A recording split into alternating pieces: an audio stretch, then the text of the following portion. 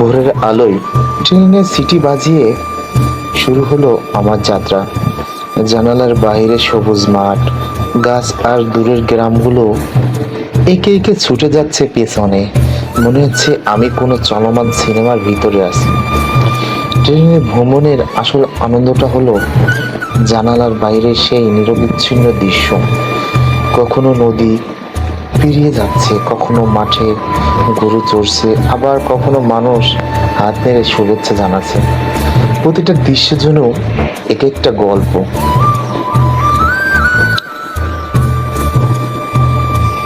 এই ভ্রমণ শুধু এক স্থান থেকে আরেক স্থানে পৌঁছে যাওয়া নয়, এটা এক যাত্রা যেখানে প্রতিটা মুহূর্তে লুকিয়ে আছে বেঁচে থাকার আনন্দ।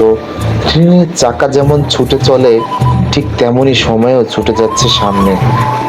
জীবনের পথেও অনেকটা ট্রেনের মতো, গন্তব্যে পৌঁছানো যতটা গুরুত্বপূর্ণ, তার থেকেও বড় হলো যাত্রাটাকে উপভোগ করা। তাই সময় থাকতে বেরিয়ে পড়ো, ভ্রমণ করো, নতুন দৃশ্য দেখো, নতুন অভিজ্ঞতা নাও। সূর্য যখন পশ্চিমে ঢলে পড়ে, জানালার বাইরের দৃশ্য যেন ধীরে ধীরে অন্ধকারে মিলিয়ে যায়। অথচ এই যাত্রা এখানেই শেষ নয়, শুধু আরেকটা নতুন গল্পের শুরু।